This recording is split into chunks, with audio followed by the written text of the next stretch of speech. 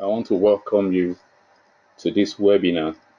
The title, of course, is Pharmacy in 2050, Forces that Will Shape Practice.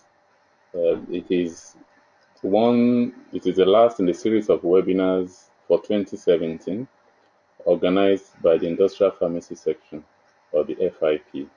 We're really privileged to have you. My name is Shola Sholari. I'm playing a dual role. I'm the Vice President of the Industrial Pharmacy Section and a pharmacist and a managing partner of Savante Consulting, operating out of Lagos, Nigeria. The world is in a state of perpetual flux. Things are happening at such rapid pace, and whichever corner of the world you are in, practicing your pharmacy, either in the community or in hospital or on the factory floor, these forces will get to you, and I've attempted to try to identify these forces and predict how they will affect practice by 2050. The forces I have identified include biotechnology, information and communication technology, logistics, demography, politics, and travel and epidemics.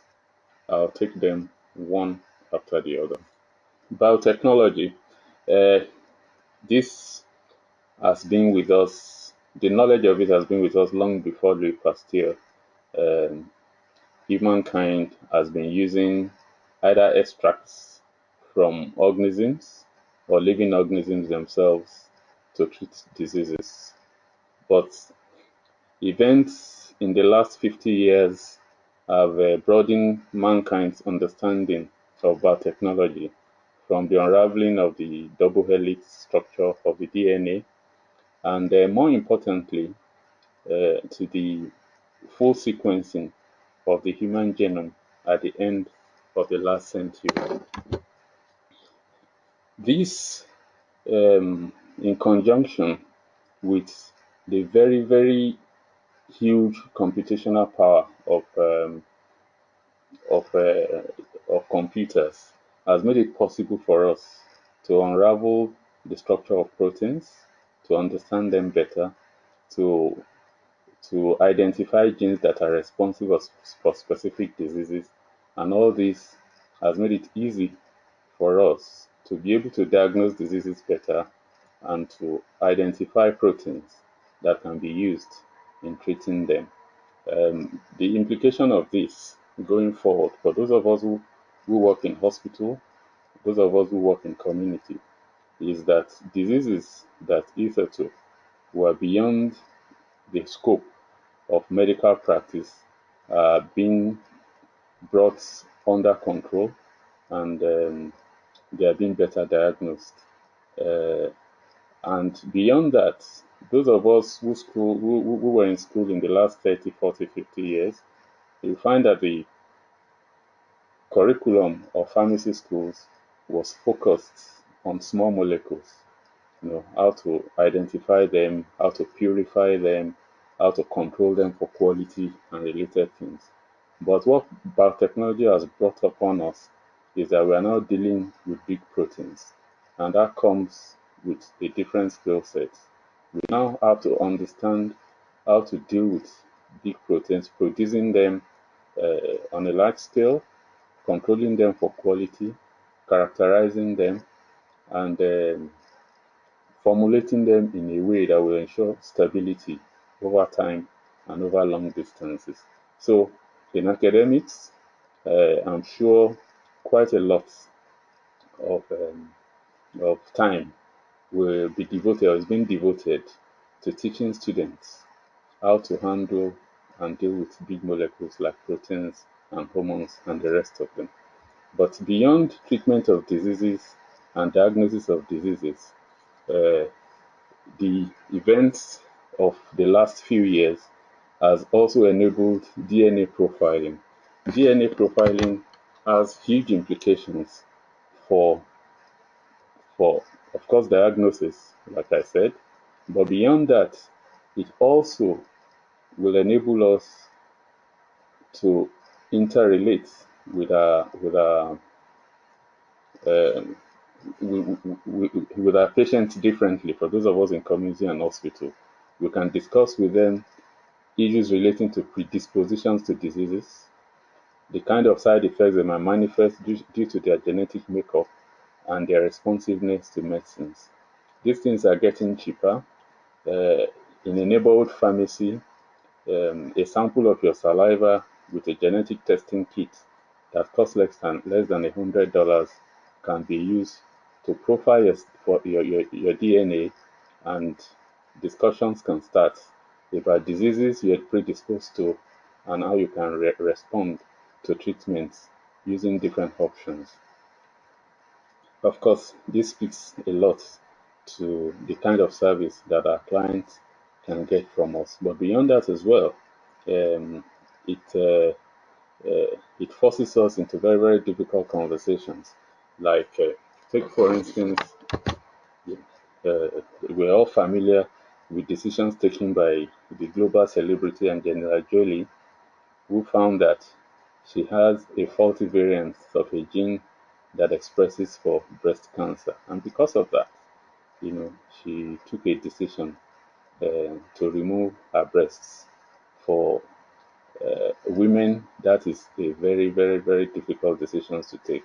But it's a kind of conversation going forward that biotechnology will equip us as community pharmacists, as hospital pharmacists to deal with going forward.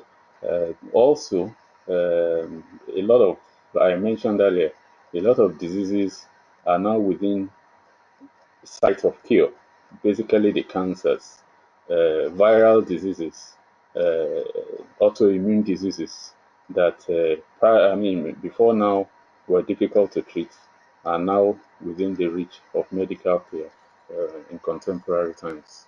ICT, information and communication technology, is another life force that I think in the next 30 years will impact our practice in ways that we can only imagine. Professionals within the field are also, finding it difficult to keep pace with how things will evolve with the improvements and in information and communication technology. All the buzzwords that fly around presently, like machine learning, like artificial intelligence, like cloud computing, like big data, all these have implications for the way we practice, for the information at our disposal, for the way we're going to interrelate with our patients, and how we're going to plan our practices, whether in hospital or in uh, in the community or even on the factory floor. And there are several areas by which information and communication technology could impact our practice, and I'll take them one after the other. The first one I wish to discuss is big data. Big data simply is the technology that enables us to process and analyze massive amounts of data. And these data are coming from a lot of different sources, and people are generating them in different ways. Let's talk about the sources first. There are 4 billion mobile phone subscriptions presently, and through these mobile phones, people interact with the internet, they make calls, they send text messages. A lot of, we're talking millions here of wearable technologies are also being activated practically on a daily basis. These wearable technologies will enable us monitor vital signs in real time: blood sugar, pulse rates, um, blood pressure, our activity level, and the rest of it. And all the data generated through these wearable technologies are also being uploaded onto the internet, and somehow the capacity to analyze them and process them will bring us information in ways that we are never used to. Satellites as well. There are several thousands of them orbiting the Earth and taking pictures and images of the Earth, thereby tracking changes in weather patterns and climate patterns. Of course, the implication of this for prediction of diseases that become prevalent in different weather conditions is very, very obvious to us. Now, let's quickly look at ways through which we generate data, and you know, just looking at the sheer numbers will give us an idea of the kind of the kind of things we're dealing with. In the next 60 seconds, I'm talking about the next 1 minute, there will have been 3.5 million Google search queries. There will have been 900,000 people logging onto Facebook. There will have been 16 million text messages sent. People will have watched 4 million videos on YouTube, and about 450,000 tweets will have been sent. Now, all this contains phrases, they contains words, they contain graphics that are indicative of certain things.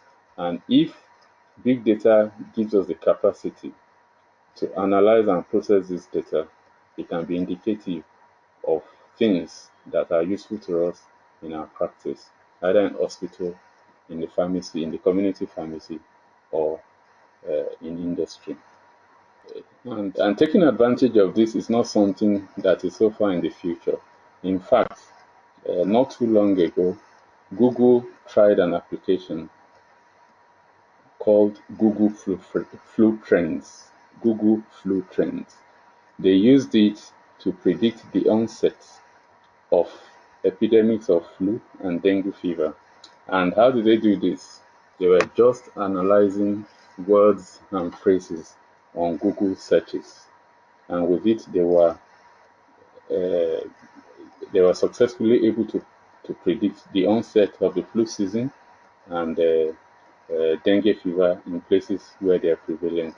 This, of course, goes without saying that this can also be applied to a lot of diseases, and analyzing the words that people use in their chats, in their text messages, in their search queries, and in their tweets. For the neighborhood community pharmacy, what this portends is that if this kind of application becomes very, very commonplace in the future, it makes it easy for you to plan for your inventory, to plan for the kind of communication materials you need to stock in your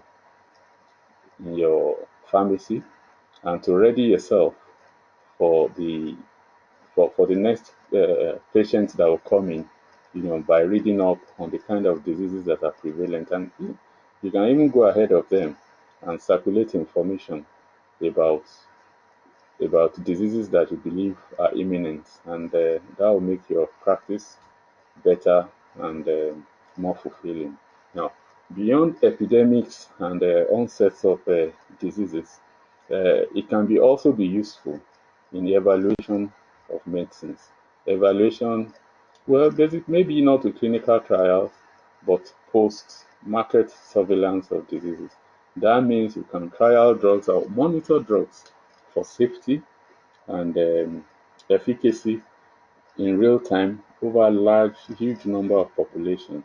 Presently, the model we use is to pick a set of the population and trial these drugs on them, but the limitation of that is has been obvious to the medical community for a long time. If there is a side effect that affects 1 in 100,000 people, there is no kind of clinical trial that can pick that up before market launch. If there is a side effect that manifests in women that are pregnant, often they probably will not manifest, because in most trials, women are not admitted into such trials. So big data will, through The information generated by wearable devices, we can monitor safety, efficacy of products, and large number of people. They'll be uploaded onto the cloud. It will make trials more transparent. It will be done over a global population, and all of us will be assured, or at least get correct information about the safety of or and efficacy of products that we are using in the market. 3D printing of drugs. Information and communication technology has evolved to a stage where soft, I mean, information can be sent remotely via software programs to machines that are called 3D printer, and they print out whatever you want. Now, this is beginning to apply to medicines, and we're beginning to see 3D printers that are devoted to printing out tablets, to spotting out ointments and creams. All of them are medicinal. And this will take us back in certain respects to what pharmacy was like in the days of the apothecary. The apothecaries of old had on their shelves roots, herbs, tinctures, oils that served as raw materials for their trade. And of course, to complete to complement all of this is the ubiquitous pestle and mortar.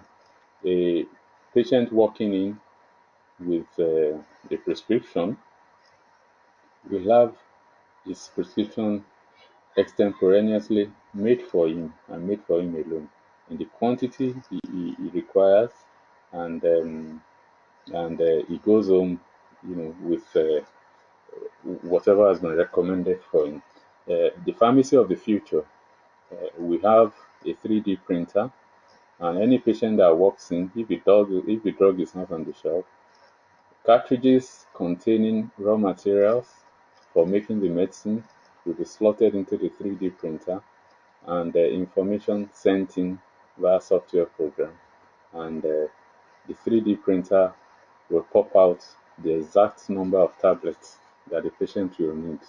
So again, pharmacy will be on named patient basis, and service will be delivered so as needed. Well, this goes without saying that this is not so far into the future. Um, this is an extract from an information from a business publication called Strategy and Business, and it stated that in August 2015, just over 2 years ago, the FDA approved the first ever 3D printed prescription pills for consumer use. I think in 30 years, this will become mainstream and become a standard part of the kind of equipment that people keep in their pharmacies. Internet of Things basically is that everything around us are rigged with sensors, and they are connected to the internet. From your air conditioning or climate control equipment in your house, to the light bulbs, to your cooker, to your microwave oven, and everything that you use within the house are rigged with sensors, and remotely you're able to control them or at least monitor them. Now, this is extending to drugs. We're beginning to see tablets being having embedded in them sensors that can send information on parameters that caregivers are interested in. And this is also not a thing that we think will arrive in the future. Just last month, the FDA approved a drug by the name Abilify MySite. Abilify MySite is presented as a tablet containing aripiprazole. Aripiprazole is a drug used for psychotic disorders, bipolar disorders, and things like that. It is each tablet has embedded in it a sensor, and after popping the tablet, and the tablet gets into the stomach and disintegrates, a message is sent to a wearable patch on the arm or on the stomach of the patient, and information is transmitted to the patient's smartphone and also possibly to a web portal that can be accessed by caregivers, including pharmacists. Now, this immediately will transmit information that the patient has used this medicine. I reckon these sensors can be programmed to transmit this different kinds of information as as the designer so wish. But beyond that, what this immediately tells us is that monitoring patients' compliance with the usage of their medicines has been taken a step further. And if you think that patients that can be trusted, either by reason of age, the olds who tend to forget things easily, or by reason of the kind of disorder they are suffering from, those with psychiatric problem, or those uh, whose lack of adherence to the usage of their medicine become a threat to the community, like those who have dangerous communicable diseases. This information can be very, very important, and the Internet of Things can be a useful tool going forward. The next area that I think information technology can impact pharmacy is in the use of robots. Robots have evolved out of machine learning, artificial intelligence, and basically what they do is to take away things that are routine, tasks that are routine that can be worked out through an algorithm, and those tasks can be digitized, are passed on to a robot. So a pharmacist will be stripped of the routine jobs of counting tablets, pouring syrups, and giving routine information on medications and side effects. These are tasks that can be passed on to a robot, and they seem to be doing it quite well. Because about 6 years ago, in 2011, in San Francisco, the United States, a pharmacy opened and it was manned by just a single robot. The robot admits a patient and processes a prescription within seconds. In that 1 second, it takes the patient's history either verbally or reaches into records to find out about you know previous ailments that the patient has suffered, drugs that the patient is currently using, and also scan the internet for prevailing uh, diseases within the neighborhood. Uh, Using all this data, it's able to check for drug-drug interaction. It's able to check for uh, other things that ordinarily a community pharmacist will do in the course of processing a prescription. In the first year, this robot treated 2 million prescriptions. And the surprising thing is that the robot did not make a single mistake. People try to compare this with the records for pharmacies manned by humans. It was found that on the average, pharmacies manned by humans get prescriptions wrong 1.7% of the time. And when this was extrapolated to the total number of prescriptions that are treated in the United States, it came to 50 million prescriptions every year in the US alone. This is scary, um, but the argument has always been that when people come to the pharmacy, they've not come to see a robot, they've come to see a human being who can empathize with them, who can discuss beyond their prescription issues like soccer, politics. and truly, truly humanize them. Yes, these are limitations of robot pharmacies, uh, but we need to avert our mind to the fact that in the future, robots are people, sorry, I beg your pardon, are devices that we have to contend with, either to help us in the pharmacy or to leave the pharmacy for them to take on more cerebral and engaging tasks that pharmacists are trained for. Um, I'm going to take a pause again to see if there are questions. Apparently, there is no question, so I'll move on.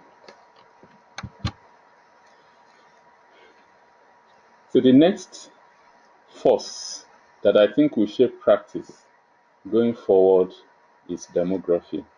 Demography will be talking about the population of people on planet Earth, and I'll be speaking to the absolute numbers and the spread by age and also by community type, whether people are living in cities, suburbias, or in rural settlements.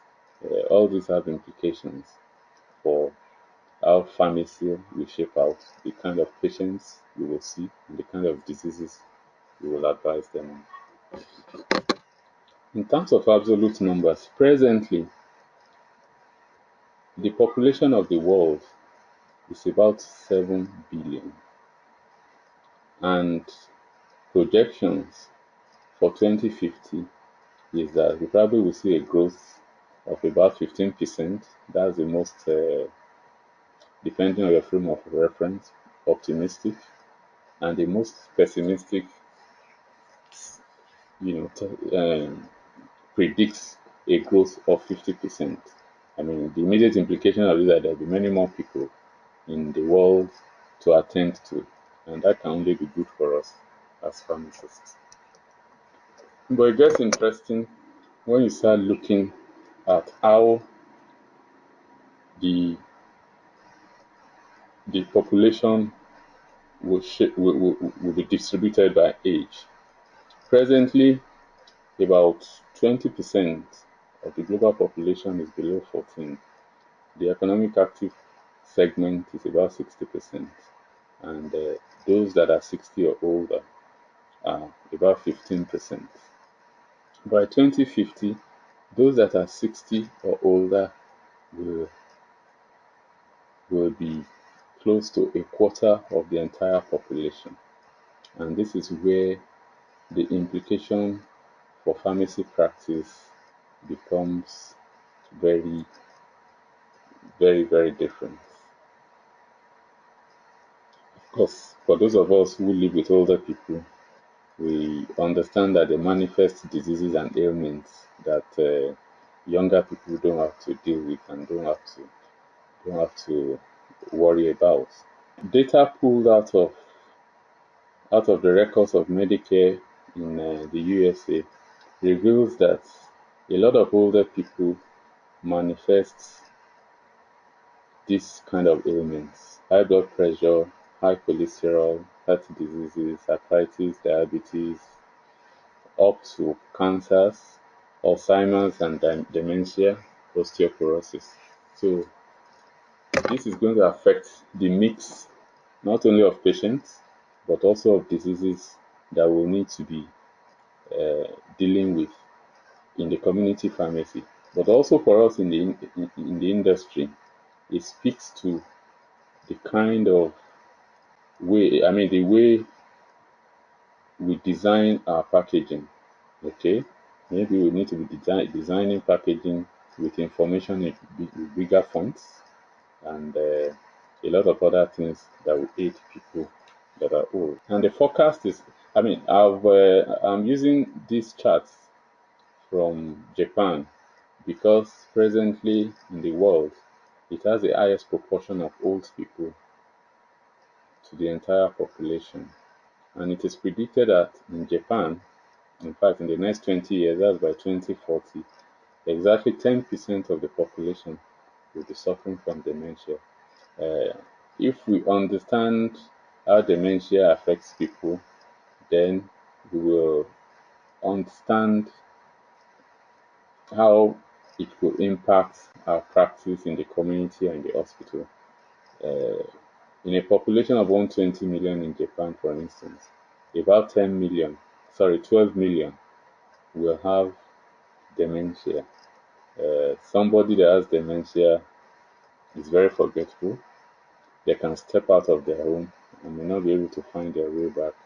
They need to be watched over, every second, like a 1-year-old child, and suffer incontinence and the rest of it. And in fact, records also reveal, or data also reveals that in another 5 years, the number of the quantity of adult diapers sold will outstrip that for children in Japan. So that speaks to the mix of the kind of product we stock in our community pharmacy, and for industrial pharmacies, it will influence the mix of sizes of devices, and the kind of medicines that we produce for our different markets. Still talking about demography, another one that will affect practice is the spread of population. People are moving to the cities in greater numbers.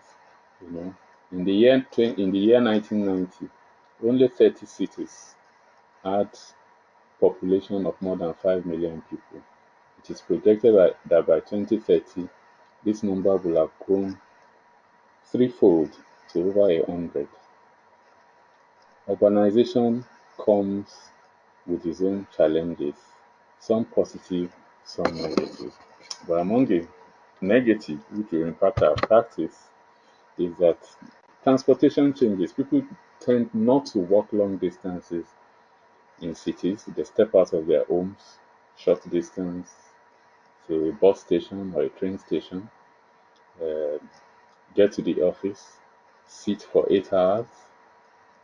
Then, because often they are time poor, on their way back home, they drop by a fast food restaurant and eat processed foods that we've come to recognize as Western diets presently. And a lot of these foods, of course, are very unhealthy. They're oily, with a lot of very bad fats, and so it predisposes everyone to certain ailments that we're talking about later. Now, this chart is showing the kind of things that urbanization visits on people who live in cities. We breathe in very bad air involuntarily. Voluntarily, a lot of people take to smoking. Um, People eat an healthy diet. I spoke about that, and people often don't tend to exercise. They are time poor. They don't have time for all of that.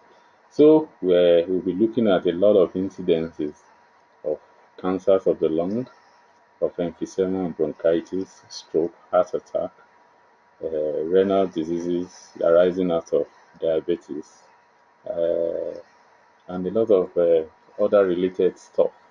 Um, so our practice uh, in hospital, in the community, will be challenged to cope with this kind of diseases. And of course, for those of us in the industry, we probably will need to be looking at making medicines and devices to control for this kind of diseases. These are extracts from different news media that I've taken, uh, and we're already seeing the manifestation of these demographic changes. Uh, in 1981, 108 million people were thought to have diabetes in the world. By 2014, that number has quadrupled to 422 million people. That speaks to, the correlation of urbanization with bad habits that leads to development of diseases like diabetes. The other one from the BBC says there are more obese people in the world today than underweight. We know the implication of that.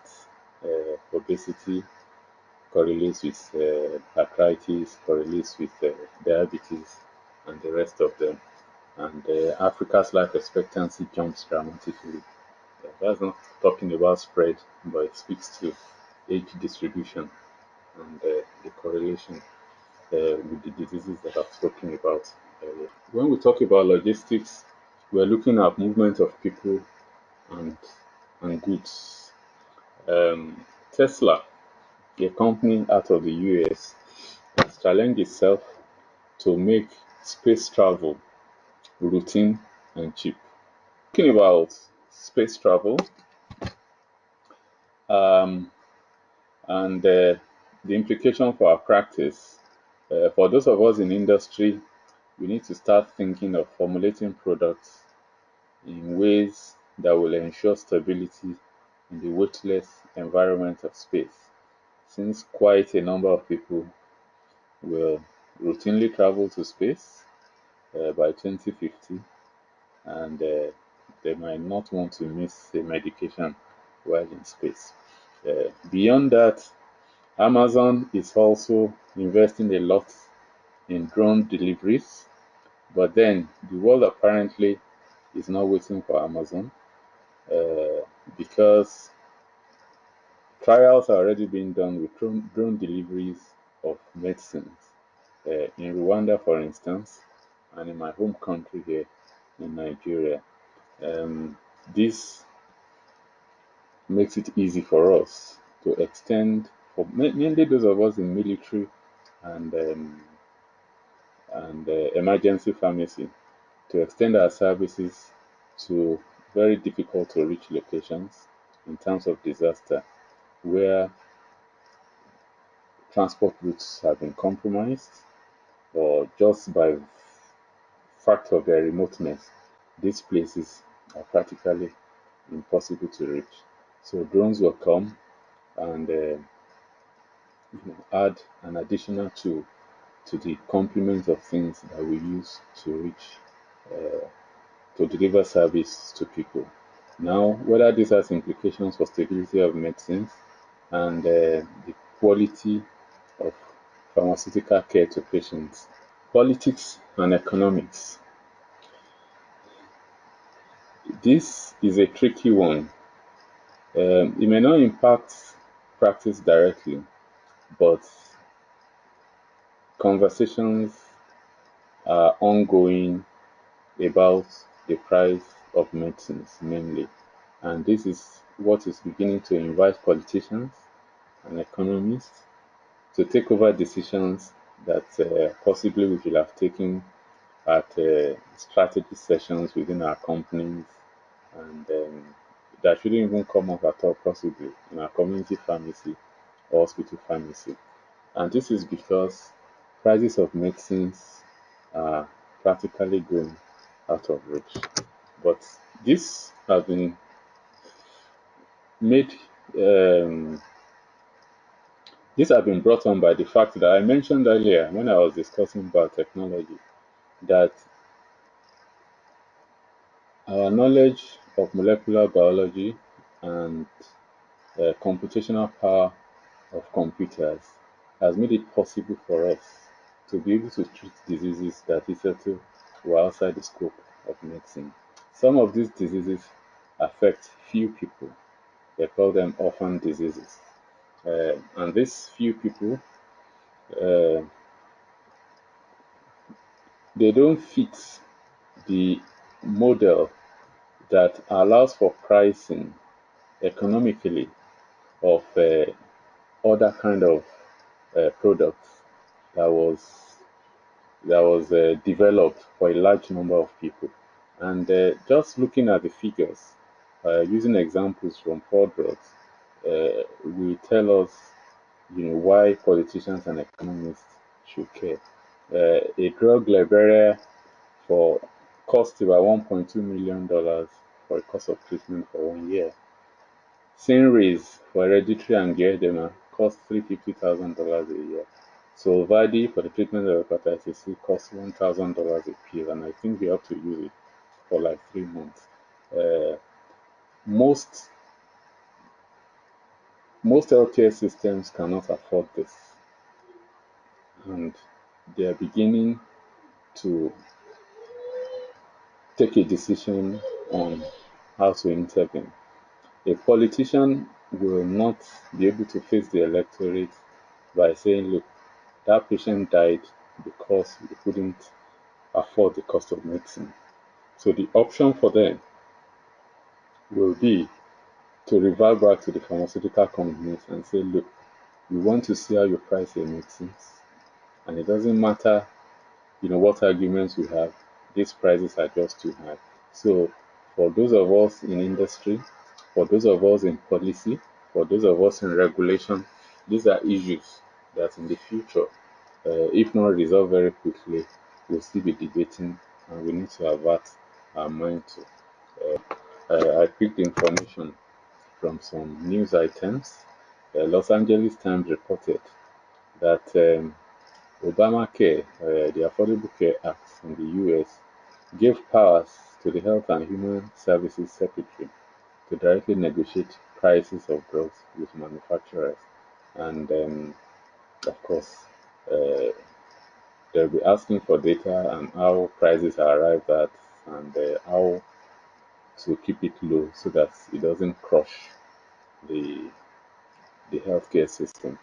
Uh, so also, just last year, the former French President Francois Hollande insisted that he wanted prices of medicine to be put on the agenda of the G7 summit.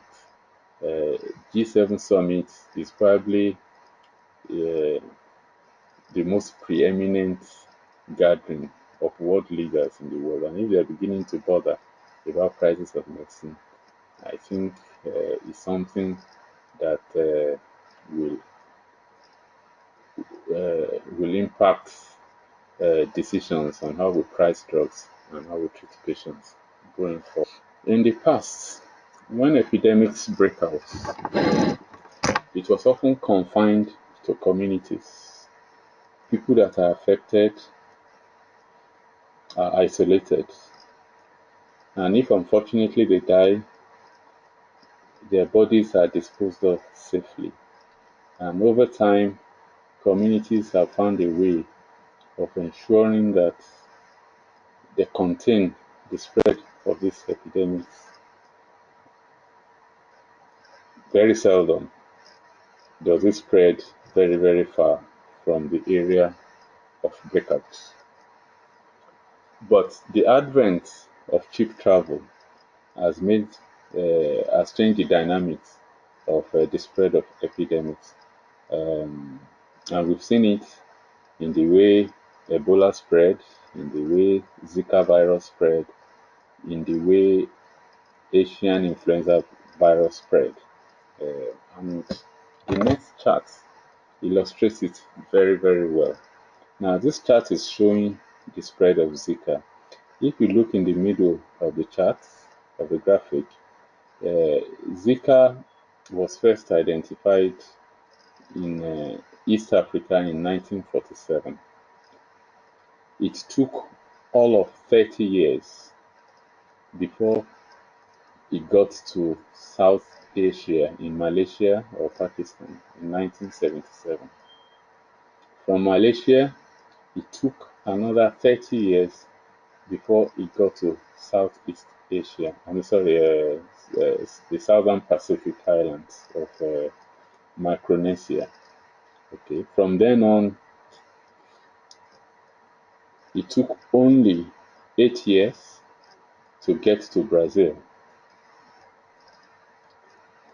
By between 2007, of course, you'll understand, it's already we're already in the grip of cheap travel through all these low-cost airlines like Ryanair, like EasyJet, and every continent in the world, you know, has its own version of this low-cost airline. So they are becoming prevalent, and it's no surprise that it took just 8 years to reach Brazil.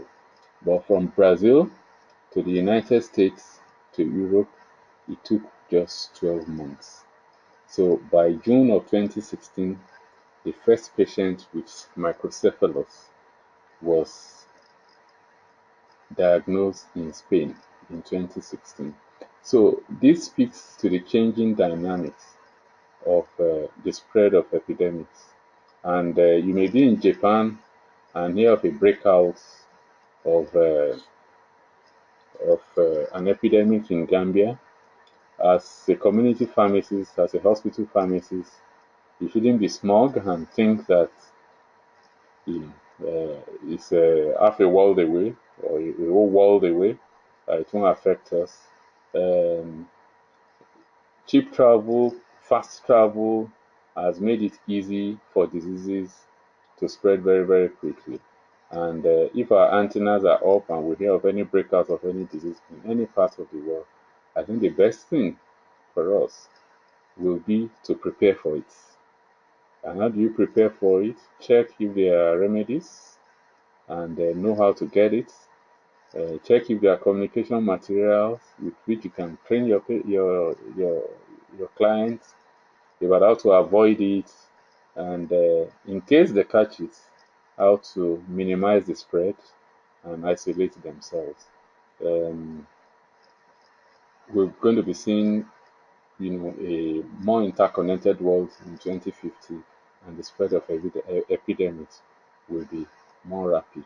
For those of us in policy and in regulation, we need to avert our mind to how to remodel market entry policies for drugs so that as quickly as epidemics are spreading, we are making available drugs that can contain or remedy them. This is the implication of what travel and epidemics will visit on us. So, ladies and gentlemen, that is the last of the forces that I think will influence practice. So, this probably is what the community pharmacy of the future will look like. And a patient will arrive at this neighborhood pharmacy very well informed, having consulted resources on the internet about his disease, treatment choices, and legal rights. Here we're talking about the year 2050. The pharmacists with predictive tools aided by cloud computing and big data will be expecting it. And with the knowledge of prevalent diseases in the neighborhood and the questions that are trending on social media, he or she has already stocked drugs that are suited for treatment. On reading the prescription, the pharmacist will dispense those in stock, and the only one that is not available is printed out of a 3D printer after loading with cartridges containing relevant raw material. Genomics will have advanced to a level that pharmacists can collect the saliva of the patient and use a machine to read out the patient's genetic profile, pointing out markers that reveal predisposition to certain diseases and discussing options with the patient. Most patients will be old and well controlled with their chronic ailments because of the involvement of the pharmacist who monitors therapy with a myriad of tools at his disposal. The industrial pharmacist will be devoted more to safety in drug use, either on Earth or in space. Regulation, pharmacovigilance, and quality assurance will occupy a lot of his time because quite a number of products will be big molecules and complex. Ladies and gentlemen, it's been my privilege having you as my audience for the past 60 minutes. I haven't had any questions, and I take that um, as the lecture having or the webinar having been well taken. In wrapping up,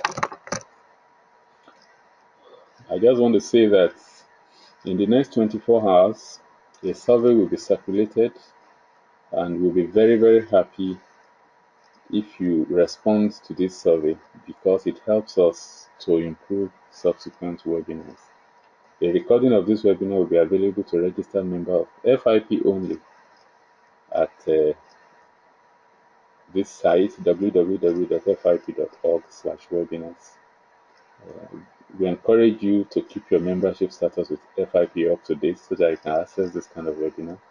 And please pick IPS as your section of choice. Thank you and enjoy the rest of your day.